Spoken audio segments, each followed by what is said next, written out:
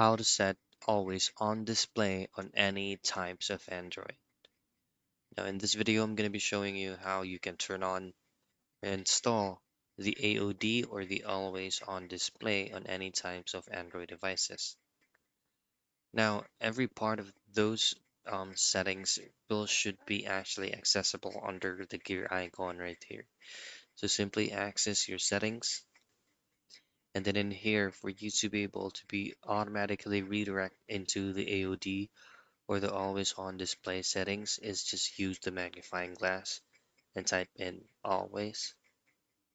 Now below lock screen and AOD, just simply open up always on display and tap the always on display option, and this is where you can have it on.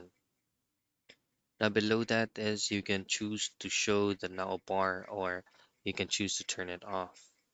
You can also customize when to show the AOD. For example, you would have it as automatic, turn it on always, turn it on as scheduled or for new notifications. And that's basically it. It's how you set always on display on any types of Android.